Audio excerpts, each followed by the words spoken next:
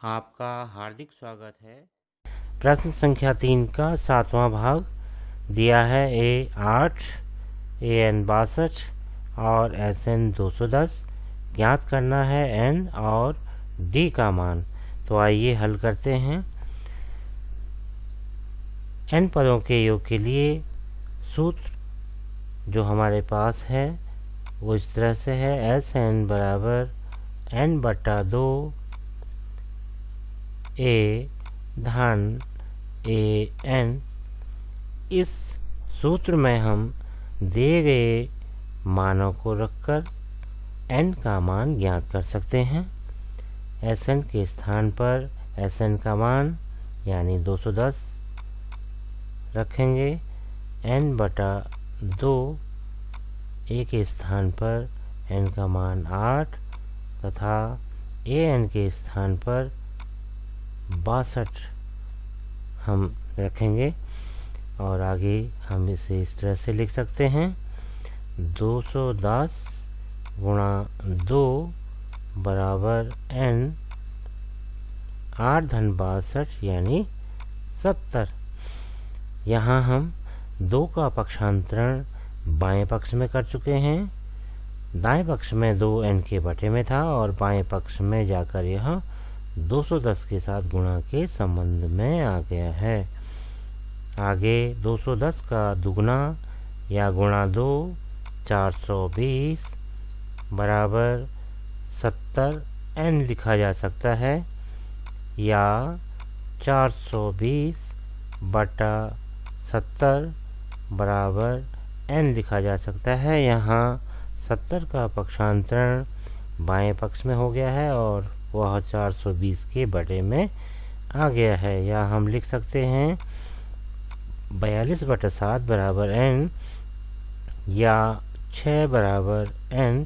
तो इस तरह से N का मान 6 के रूप में हमें मिल चुका है। अब हम प्रश्न का दूसरा भाग यानी D का मान भी ज्ञात करेंगे। D का मान ज्ञात करने के लिए हम nवें पद का सूत्र AN बराबर A धन N ऋण 1 गुणा D का प्रयोग कर सकते हैं। AN का मान सूत्र में रखेंगे 62 बराबर A का मान 8 धन N का मान जो अभी हमने ज्ञात किया है 6 ऋण 1 गुणा D या हम लिख सकते हैं 62 ऋण 8 बराबर 6 ऋण 1 यानी 5 D। यहाँ हम 8 का पक्षांतरण बाएं पक्ष में कर चुके हैं और वह 62 के साथ ऋण 8 के रूप में मौजूद है। या हम लिख पाएंगे 62 ऋण 8 यानी 54 बराबर 5 D या 54/5 बराबर D।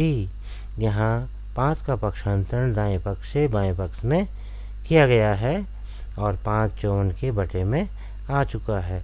इस तरह से हमने पूछे गए दोनों मान N का मान 6 के रूप में और D का मान 54/5 के रूप में प्राप्त कर लिया है। प्रश्न संख्या 3 का 8वां भाग दिया है। AN बराबर 4 D बराबर 2 और SN बराबर ऋण 14 N और A ज्ञात करना है। आइए प्रश्न को हल करें। nवें पद का सूत्र AN बराबर A धन N ऋण 1 गुणा D। प्रश्न में दिया गया है AN का मान 4 बराबर A धन N ऋण 1 गुणा D यानी 2 या हम इसे इस तरह से लिख सकते हैं 4 ऋण 2 N ऋण 1 बराबर A। यहाँ हम दाएं पक्ष से N ऋण 1 गुणा 2 को बाएं पक्ष में पक्षांतरित कर चुके हैं। और इस चरण को हम समीकरण 1 के रूप में जान सकते हैं। प्रश्न को आगे हल करने के लिए हम यहाँ n पदों के योग के सूत्र का प्रयोग भी कर सकते हैं। तो लिखा जा सकता है पुनः Sn बराबर n/2 a धन an। अब यहाँ Sn का मान ऋण 14 बराबर n/2 a धन an का मान 4, या हम लिख सकते हैं ऋण 14 गुणा 2। यहाँ हम 2 का पक्षांतरण दाएं पक्ष से बाएं पक्ष में कर चुके हैं। इस तरह दाएं पक्ष में हमारे पास n a धन 4 शेष रह जाता है, या इसे लिखा जा सकता है ऋण 28 बराबर n a धन 4, और इसे हम समीकरण संख्या 2 के रूप में लिख सकते हैं। अब समीकरण 1 से a का मान समीकरण 2 में प्रतिस्थापित करेंगे। समीकरण 1 से a का मान समीकरण 2 में रखने पर लिखा जा सकता है ऋण 28 बराबर n। अब a का मान हम समीकरण 1 से समीकरण 2 में प्रतिस्थापित करेंगे। 4 ऋण 2 n ऋण 1 धन 4, या ऋण 28 बराबर n 4 ऋण 2n धन 2 धन 4, या आगे हम लिख सकते हैं और ऋण 28 बराबर n से अंदर वाले पदों को गुणा करेंगे। 4n minus 2n square plus 2n plus 4n, और अगले चरण में ऋण 28 बराबर 8n। यहाँ हमने 4n और 4n को जोड़ दिया है, इनका जोड़ 8n के रूप में आ गया है। ऋण 2n का वर्ग धन 2n, या लिख सकते हैं ऋण 28 बराबर 8n और 2n को जोड़ देंगे तो उनका जोड़ 10n के रूप में आएगा। 10n ऋण 2n का वर्ग, या हम इसे लिख सकते हैं 0 बराबर ऋण 2n का वर्ग धन 10n धन 28।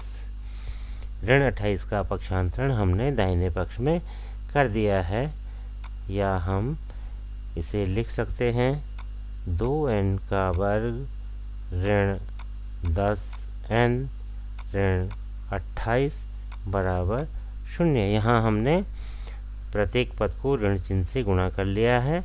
ऋण चिन्ह से गुणा करने के बाद ऋण 2n का वर्ग धन 2n के वर्ग के रूप में आ गया है, और धन 10n ऋण 10n तथा धन 28 अब ऋण 28 के रूप में मौजूद है। अब हम यहाँ प्रत्येक पद में 2 का भाग दे सकते हैं। 2 का भाग देने पर पहला पद n का वर्ग रह जाएगा, ऋण दूसरा पद 5n के रूप में, और 28 14 के रूप में शेष रह जाएगा। अब हम यहाँ इस त्रिपदीय व्यंजक के खंड करके n का मान ज्ञात कर सकते हैं। तो लिखा जा सकता है n का वर्ग ऋण 7n धन 2n ऋण 14 बराबर 0। यहाँ हम दो पदों के जोड़े बनाकर कॉमन ले लेंगे। पहले दो पदों में कॉमन n और शेष बचा n ऋण 7।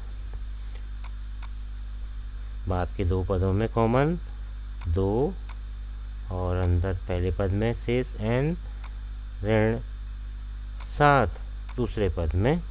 इस तरह से n ऋण 7 को हम फिर उभयनिष्ठ या कॉमन ले सकते हैं और शेष बचेगा n धन 2 बराबर 0। एक बार यदि हम n ऋण 1 बराबर 0 लें तो n ऋण 7 बराबर 0, तो n बराबर 7।